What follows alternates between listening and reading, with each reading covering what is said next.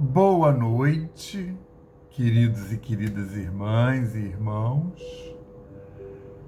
Bem-vindos ao Evangelho da Noite, tá? Já sabendo que eu faço essa saudação referente ao nome tradicional, mas acolhendo a todos os horários que podem ser assistidos, né? Horários que podem ser usados para que esse culto seja assistido, que pode ser uma excelente madrugada, uma excelente noite, manhã ou tarde. De qualquer forma, que sejam todos bem-vindos e que estejam com suas portas e janelas abertas, né? Portas e janelas espirituais, mas as físicas também auxiliam, para que possam receber a caravana do Evangelho da Noite e, desta forma, terem seus lares físicos e espirituais sanitizados, tá? Completamente desinfectados com álcool 70 espiritual, de forma que possamos seguir nessa senda nossa, né, acompanhado de todos esses irmãos de Eon, na paz do Cristo. Então, estamos aqui reunidos hoje para fazer o culto do dia 25 de janeiro de 2024 e vamos iniciá-lo com uma página do livro Vinha de Luz, né? E desta feita vamos botar aqui uma luz, vinha de luz, vamos colocar a luz.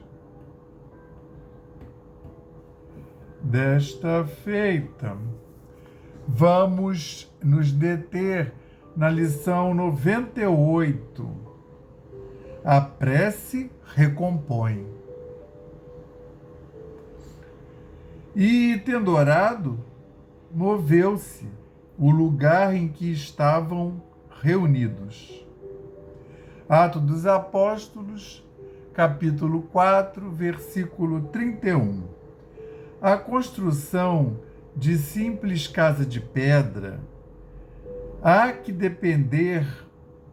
despender longo esforço para ajustar ambiente próprio, removendo óbices, eliminando asperezas e melhorando a paisagem. Na construção de simples casa de pedra, né? Eles também tinham o costume de utilizar as cavernas para transformá-las em casas, né? Quando não é necessário acertar o solo rugoso, é preciso, muitas vezes, aterrar o chão, formando leito seguro à base forte. Instrumentos variados movimentam-se metódicos no trabalho renovador.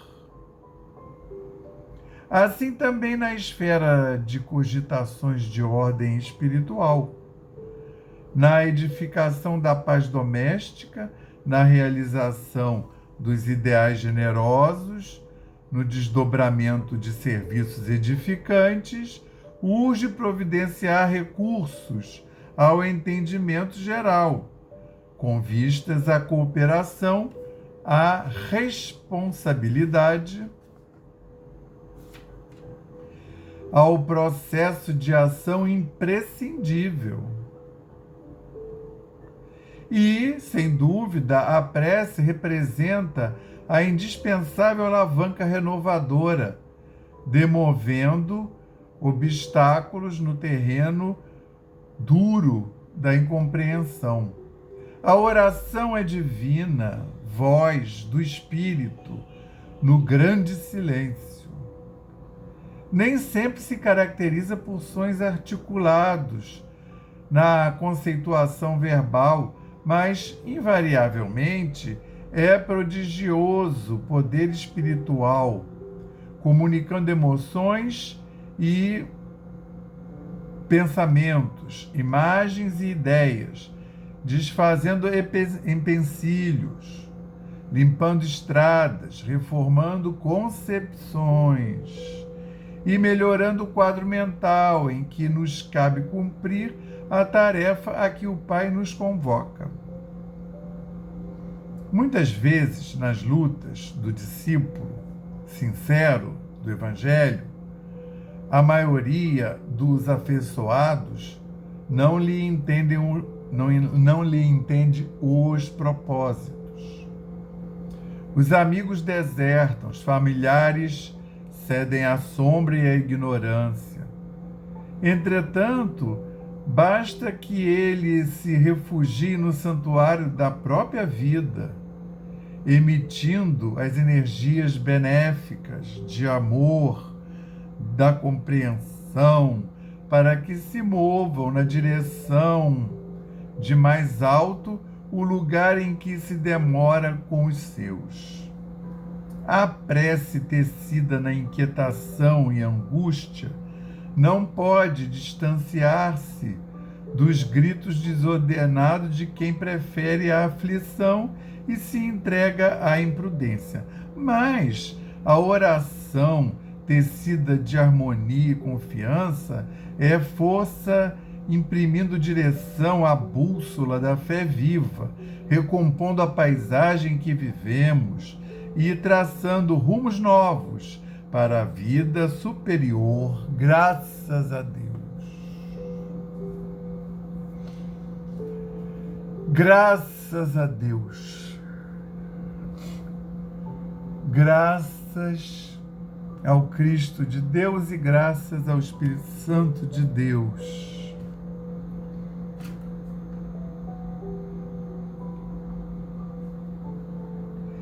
Graças ao nosso patrono, São Francisco de Assis, a egrégora da Aliança da Fraternidade e do Evangelho da Noite.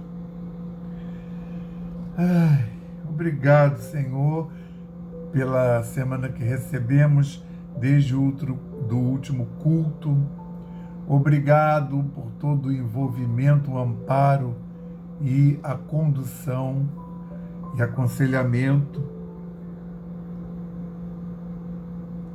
Obrigado por termos recebido tão amável convite e termos podido atendê-lo e estarmos efetivamente presentes utilizando esse convite amável.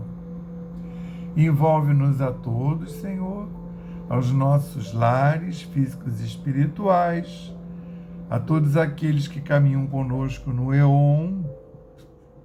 Ilumina, Senhor, todos os ambientes e pessoas que estão no raio de ação desse culto, de forma que possam receber as graças e a reenergização e reharmonização advindas dessa verdadeira avalanche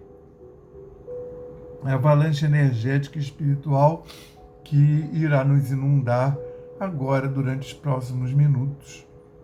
Dessa forma, só nos resta pedir a autorização para dar por iniciado o culto do Evangelho da noite de hoje, dizendo o lema da nossa casa, paz e fraternidade, e o lema de Francisco, paz e bem, graças a Deus. Então, hoje, vamos dar continuação ao estudo do Evangelho de Lucas, capítulo 5. Agora, nós vamos apreciar do versículo 27 ao 31. E o 27 e 28, o Pastorino chamou de Mateus é chamado, intitulou, tá? E os versículos 29, 30 e 31,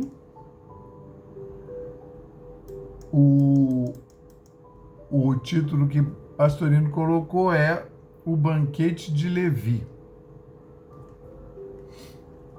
Então,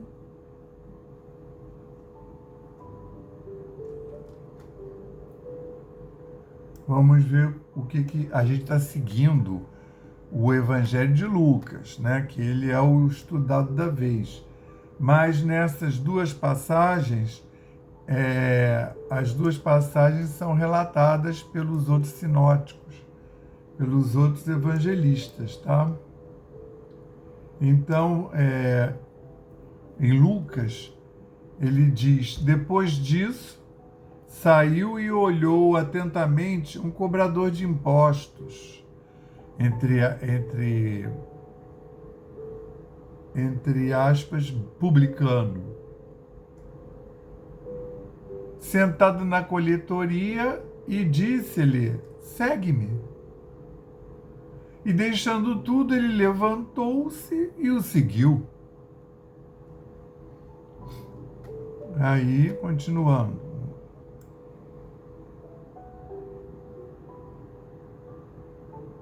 Levi deu-lhe um grande banquete em sua casa, e era grande o número de cobradores de impostos e de outras pessoas que estavam com eles à mesa.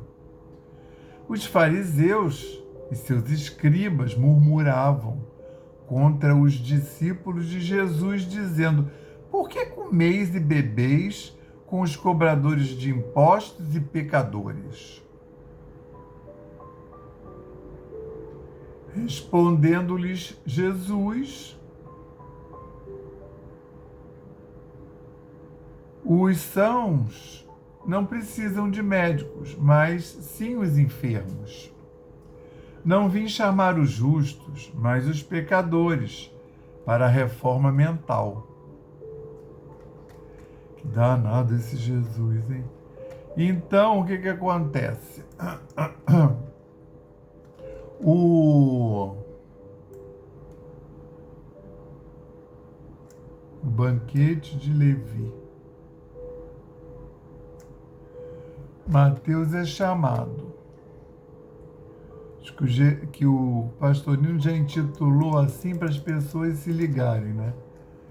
Não é Mateus é chamado, que aí é como narra aqui, né?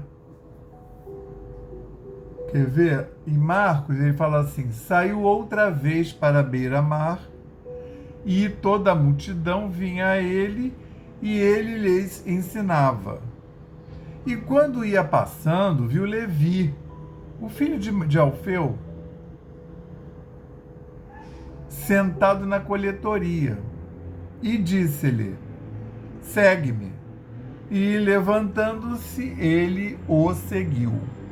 Então, você vê que o Marcos descreve um pouco mais e o Mateus um pouco menos, que o Mateus só botou assim: partindo de Jesus dali, viu um homem chamado Mateus, sentado na coletoria, e disse-lhe: segue-me. E, levantando-se, ele o seguiu. Isso aí em Mateus é só um versículo, tá? Só é o capítulo 9, versículo 9. Aí vamos ver aqui, quer ver? E aí o que acontece? A gente está relembrando, se vocês pegarem os cultos anteriores, Jesus começou seu ministério, começou a caminhar, e aí caminhar e fazer curas. No início ele começou a pregar nas sinagogas, ele nem começou com muitas curas, mas depois ele começa a pregar coisas na sinagoga que desagradam os escribas e fariseus, os sacerdotes e sumos sacerdotes, de forma que aí estão lá ouvindo, aí ele mostra que tem conhecimento do Velho Testamento, então eles ficam muito assim, não chegam a contradizê-lo. Mas aí depois, quando Jesus começa a fazer curas dentro da sinagoga aos sábados, quer dizer, e depois aí não podendo fazer na sinagoga, faz lá fora, isso irrita muito, principalmente os fariseus, que eram aqueles que achavam que praticar uma religião é você ter uma estrita observância em atos rituais exteriores, né? Então, eles, uma vez que você não cumpria, eles ficavam loucos. Eles ficavam muito irritados, né? Porque esse era o mistério deles, né? Aí, o que acontecia? Jesus fazia as marcações e os sinais com palavras, aludindo o Velho Testamento e dizendo, fazendo a ponte, mostrando conhecimento. Mas, até aí nada, mas no fazer, Jesus não cumpria, né, o que os escribas, fariseus, saduceus, sumos sacerdotes e sacerdotes da época estavam esperando como sendo o enviado de Deus, o Filho do Senhor. Então, o fazer dele desagradava a sinagoga. Então é mais ou menos assim, eles estavam esperando um Deus que estava na cabeça deles. Jesus veio e começou a mostrar que não era um Deus, ele não era o Filho de Deus, para reafirmar todo o Velho Testamento. Ele vinha trazer a boa nova. Ele vinha mostrar uma outra maneira de ser. Ele vinha ensinar a humanidade um degrau acima da maneira de existir e de se relacionar com os outros. E essas pessoas que eram as mantenedoras da religião, né, elas não aceitaram e não gostavam nem um pouco, tanto é que a essa altura do campeonato, Jesus já está pregando na periferia, né? As pessoas iam lá na casa onde Jesus estava, né, que sendo Cafarnaum era a casa da sogra de Pedro. E eles iam lá e quando Jesus andava ali pela Judéia e pela Galiléia, eles iam atrás. Tanto é que que a gente está vendo aí nesses últimos relatos é justamente essa movimentação de Jesus, que ele vai andando e fazendo curas, né? E aí atrai as pessoas pelas curas, chegando lá, ele prega. Essa é a nova maneira de ser. 100% adorou e seguiu? Não. Né? 90% ia para ter a cura. Mas um percentual, vamos dizer 10%, 20%, já estava lá e ficava ouvindo aquele discurso, como aconteceu na vez passada, na cura do paralítico, que eles descem o paralítico pelo teto na frente de Jesus. Ali descreve que eles não conseguiram entrar pela porta normal porque estava tudo cheio, né? Ficava todo mundo cheio. Assim como na passagem da visita de Maria e os irmãos de Jesus, né? Os irmãos são os primos de primeiro grau, né? Os parentes, né, foram lá visitar Jesus e eles não conseguiram chegar até Jesus, porque o povo estava ali parado, muitos já tinham obtido cura e ficava ali ouvindo aquelas palavras, né? E provavelmente na imantação do Cristo, e muitos se interessaram pela Boa Nova, né? Não é que há zero, né? Muitos se interessaram e seguiram Jesus durante os 3 anos. E depois estarão com ele lá, depois dele fazer a passagem, dele voltar, eles estarão lá na primeira comunidade cristã, comunidade do caminho, né? Quando ele der aquele curso dos 40 dias depois da crucificação, e vai ser justamente o Pentecostes, né? Aí 50 dias depois ele vai, enfim, subir aos céus, ascender, e não voltará mais dessa forma que a gente conheceu, física, né? E nem em aparição. E aí, nesse momento lá, vão ter para mais 130 pessoas são avaliadas. Então era muito além dos 12 apóstolos, né? Tinham outros seguidores. E aqui continua, então aqui começa a se formar esses seguidores, né? Esses apóstolos não nomeados, que são discípulos, né? E você vê da onde que vai saindo. Por exemplo, aqui nessa passagem, Mateus é chamado, era o Mateus que vem ser evangelista, cujo o evangelho já estudamos aí recentemente. Na Bíblia, no Novo Testamento, aparece Mateus, Marcos, Lucas e João. Então a gente vem aí do estudo, a gente já estudou todo Marcos, os cultos começaram a serem gravados com o final de Mateus. E aí você vê que ele está nessa apostolado dele, né, Cristo, que fala, depois disso, está vindo lá da cura do paralítico, saiu e olhou atentamente um cobrador de impostos. Aí, entre aspas, não, entre... Sabe como é que é? Está explicando que é um publicano. Sentado na coletoria e disse-lhe, segue-me. E, deixando tudo, ele levantou-se e seguiu. Então, ele está chamando ainda os apóstolos, né? João descreve um pouco diferente, né? A maneira como Jesus chamou os apóstolos, não descreve essa passagem, mas você vê que coisa interessante. O Estado, ele não tinha concurso público para ser coletor de impostos do Estado, né? Então, o que acontecia? Mas você vê que o homem, para ganhar dinheiro, ele já se organiza bastante bem, né? Então, você vê como é que era a coisa. O Estado não tinha uma máquina. O Estado tinha, bem organizado, um exército para poder exercer o domínio. Ele tinha um exército que era bem organizado, que tinha as legiões, né?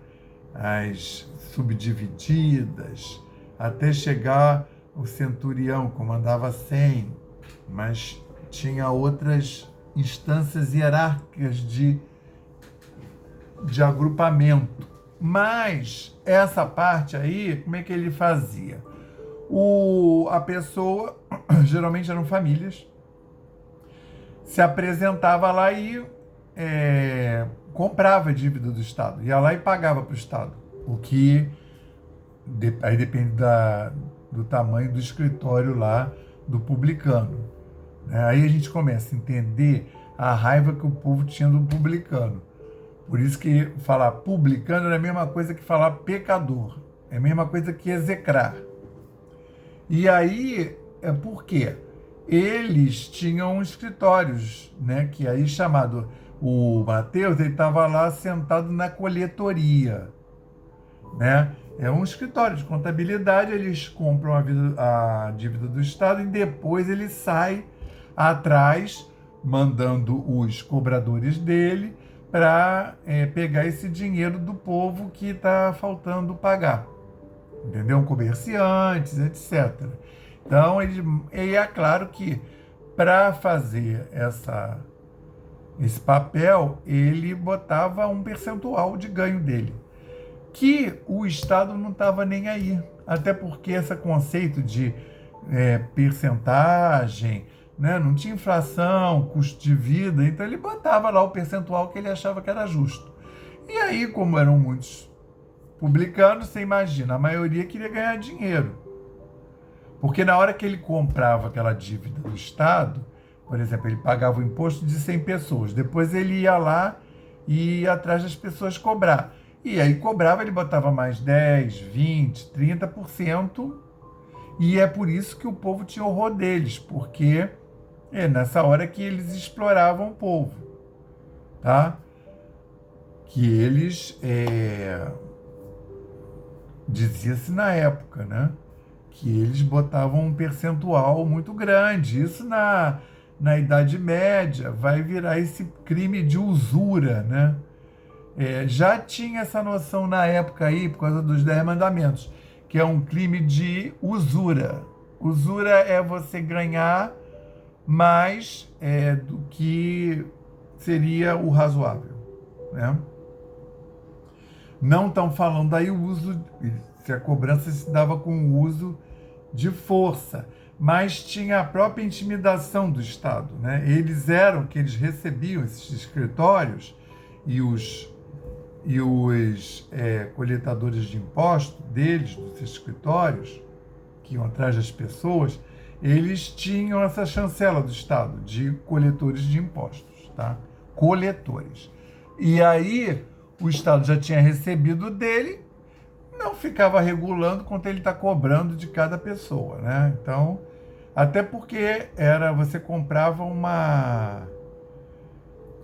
um risco de procurar a pessoa e a pessoa já mudou de cidade ou morreu.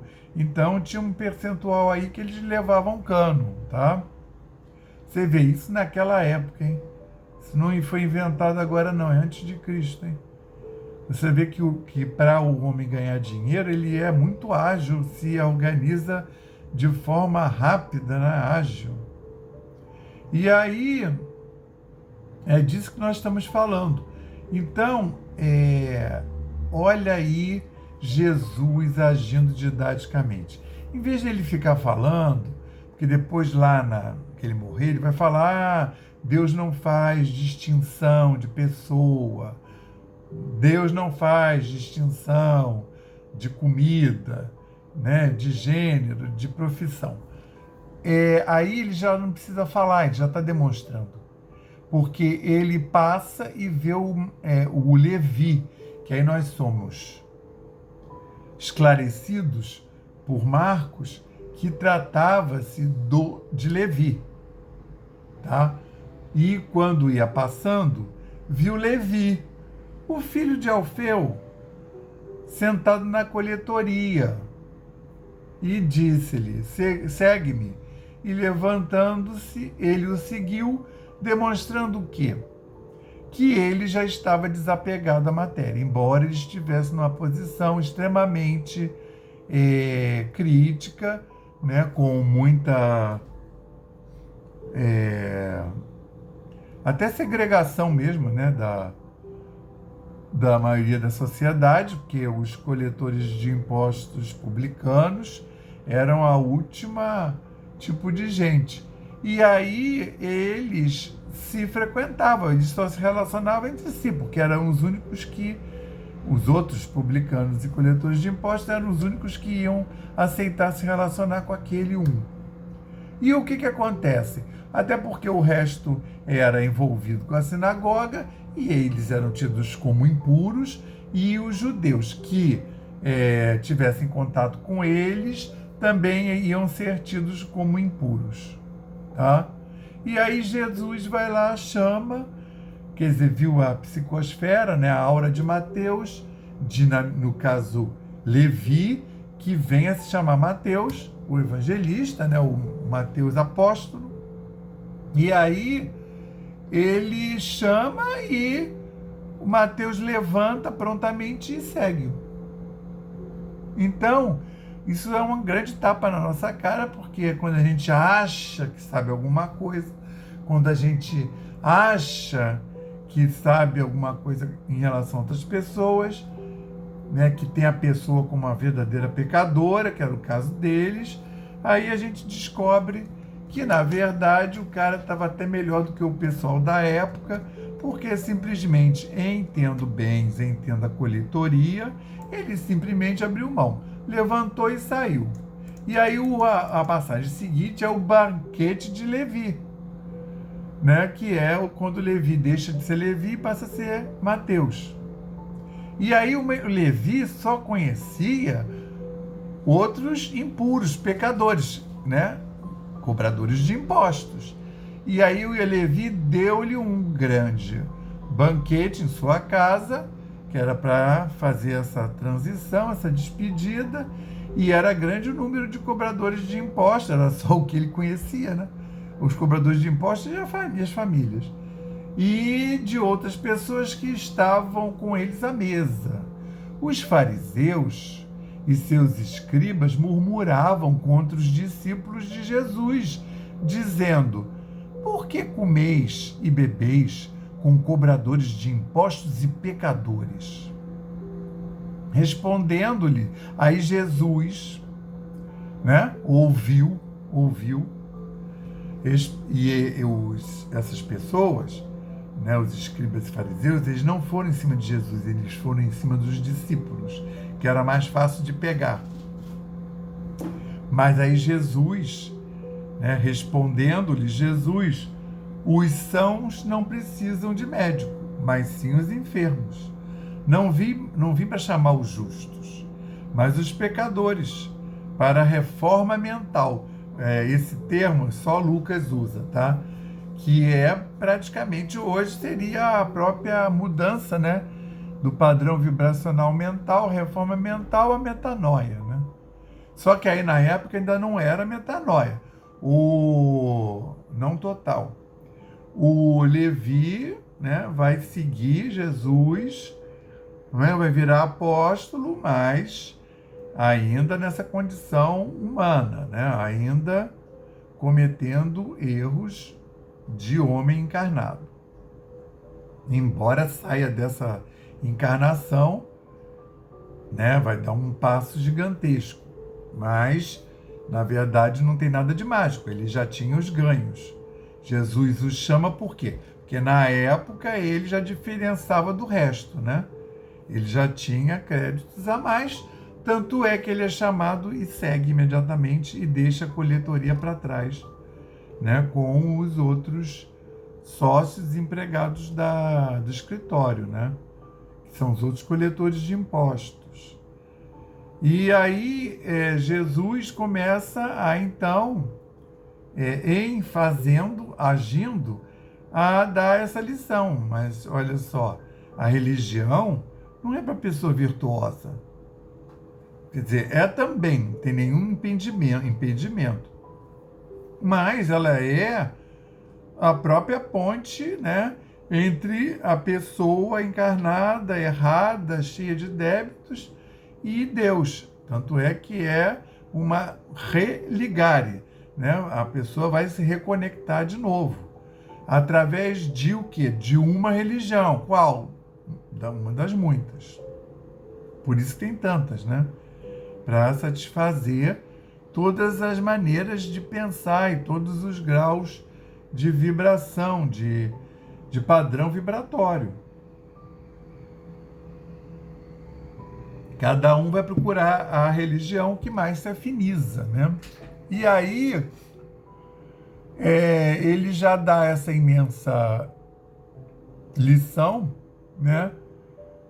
Que a própria religião feita por essas pessoas que se julgavam o top, né?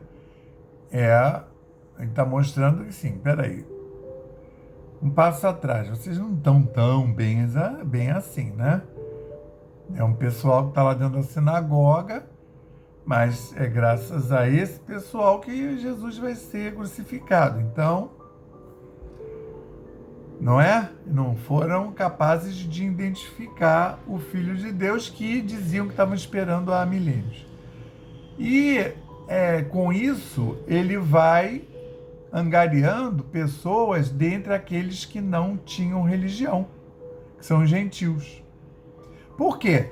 Porque eles já não tinham religião. Então, eles ouviram essa nova e aquilo fazia sentido. Então, vê bem, todo esse povo que está sendo relatado, tanto os escribas, os fariseus, os saduceus, né, os sacerdotes, né, e o sumo sacerdote, esse povo todo é judeu. Os que também não seguiam, porque aí são os judeus que não seguiam, né? Então, assim, até eram judeus, mas não professavam.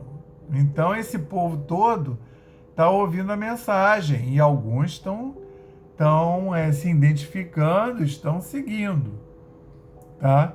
E até começam a se reunir na periferia e deixam de ir à sinagoga, o que é mortal para as pessoas da sinagoga. Então, os os sumos sacerdotes, os escribas de fariseus, começam a seguir Jesus fora da sinagoga, na periferia, indo de uma cidade a outra, para justamente ver o que ele estava pregando, e aí eles começam a ver que tem seguidores, né?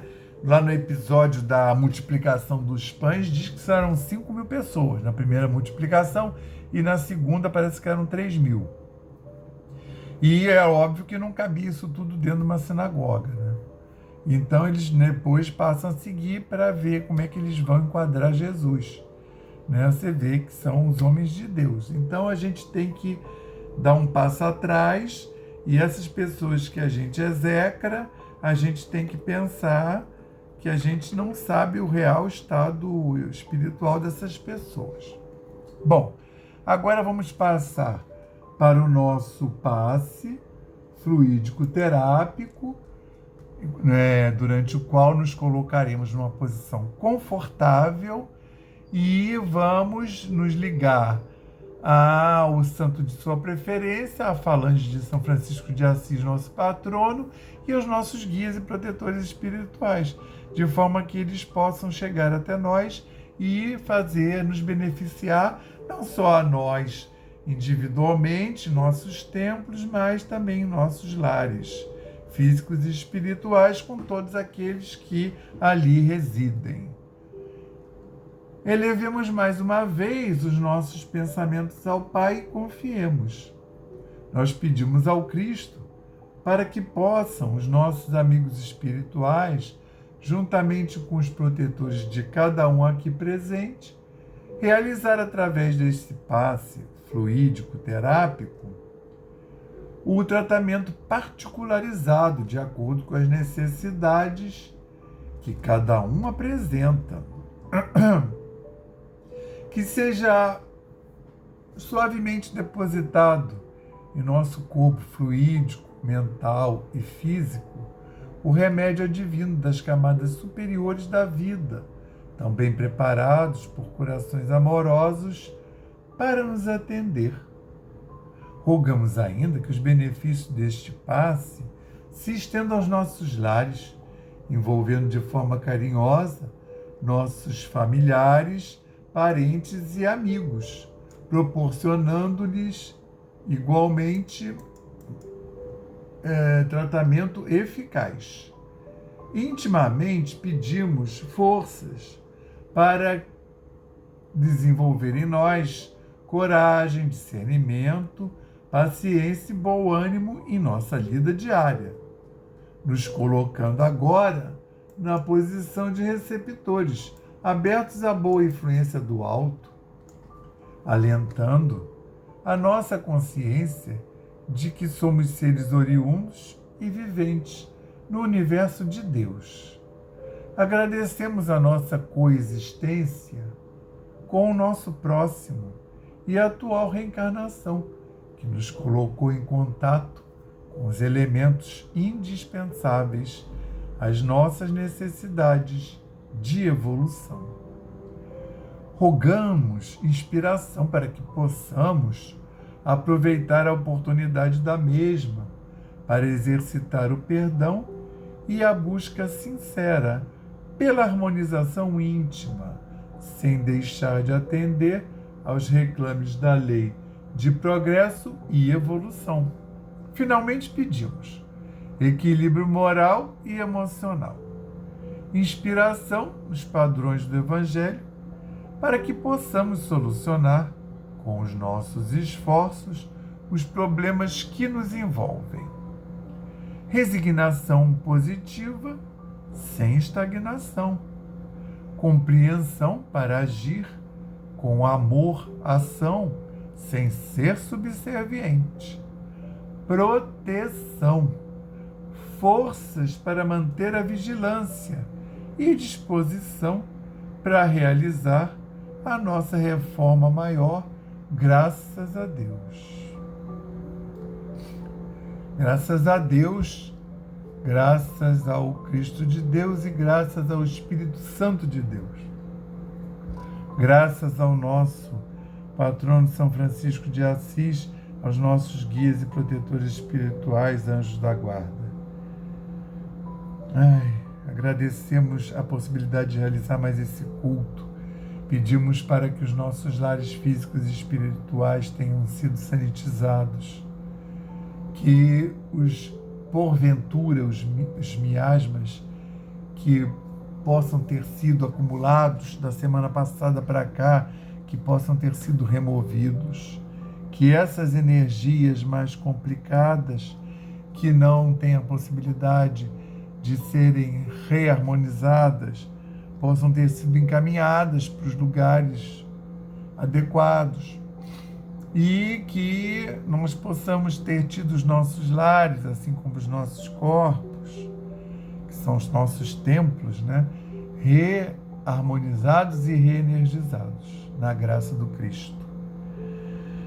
Que tenhamos recebido essa caravana espiritual do Evangelho da Noite, que trouxe todo esse beneficiamento para a nossa aura, para o nosso duplo etérico, para o nosso corpo emocional, para o nosso corpo espiritual, para o nosso corpo racional, para o nosso corpo físico. Que todos esses outros irmãos que dividem conosco o EON possam ter sido beneficiados nos ambientes nos quais frequentamos, os quais frequentamos como o ambiente de trabalho, onde vivemos, E também, Senhor, queremos aproveitar a oportunidade para mandar um quanto de energia para podermos envolver todos os líderes materiais desse planeta, que todos possam ser muito bem envolvidos de forma a tomarem as melhores decisões para eles e para os grupos humanos, de almas encarnadas nas quais eles influenciam. Da mesma forma, todos os queridos amigos dirigentes espirituais possam ser também abundantemente amparados, assim como Gaia, o planeta Terra, e essa humanidade encarnada e desencarnada, que todos possam receber a nossa humilde contribuição. Vamos fazer 30 segundos de silêncio para colocarmos as nossas demandas.